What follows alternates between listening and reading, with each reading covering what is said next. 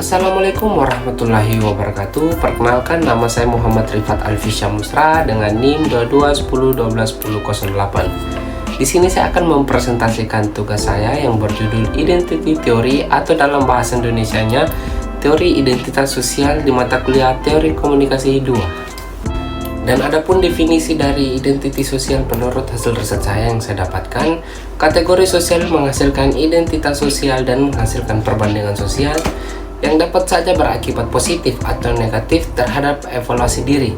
Identitas sosial juga merupakan bagian dari konsep diri seseorang yang didasarkan pada identifikasi dengan sebuah bangsa, kelompok etnis, gender, atau afiliasi sosial lainnya.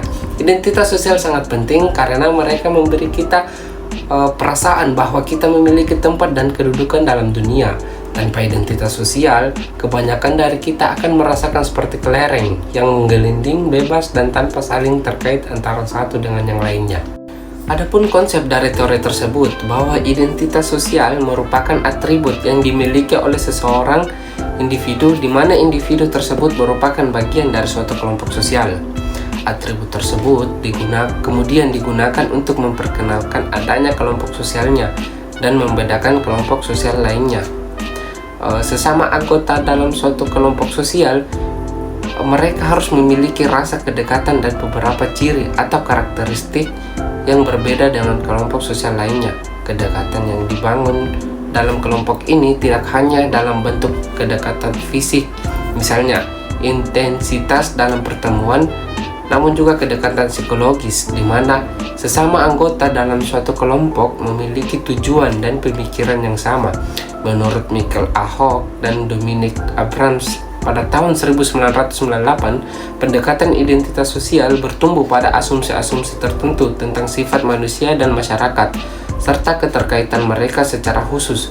Ia mempertahankan bahwa masyarakat terdiri dari kategori sosial yang berdiri dalam kekuasaan dan status hubungan satu sama lain.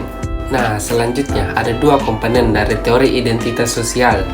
Yang pertama, identification. Identification menyatakan bahwa identifikasi sosial mengacu pada sejauh mana seseorang mendefinisikan diri mereka sendiri sebagai anggota kategori sosial tertentu.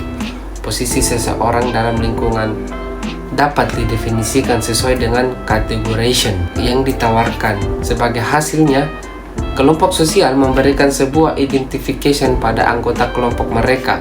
Dalam sebuah lingkungan sosial, ketika seseorang teridentifikasi kuat dengan kelompok sosial mereka, mereka mungkin merasa terdorong untuk bertindak sebagai anggota kelompok, misalnya dengan menampilkan perilaku antar kelompok yang diskriminatif.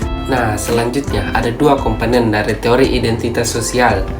Yang pertama, identification. Identification menyatakan bahwa identifikasi sosial mengacu pada sejauh mana seseorang mendefinisikan diri mereka sendiri sebagai anggota kategori sosial tertentu.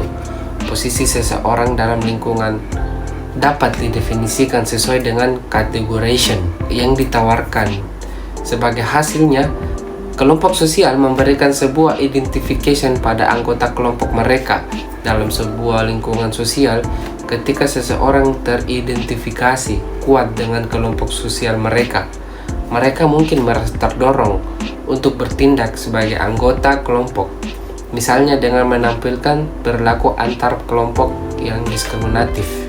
Categorization menunjukkan kecenderungan individu untuk menyusun lingkungan sosialnya dengan membentuk kelompok-kelompok atau kategori yang bermakna bagi individu.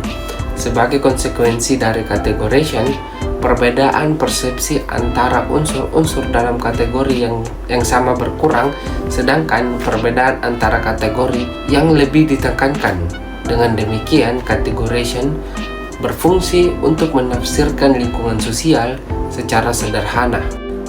Dan yang terakhir, saya juga mendapatkan dua hasil penelitian yang menggunakan identitas sosial. Yang pertama, ada prototype. Prototype adalah konstruksi sosial yang terbentuk secara kognitif yang disesuaikan dengan permaksimalan perbedaan yang dimiliki oleh kelompok dengan kelompok lainnya.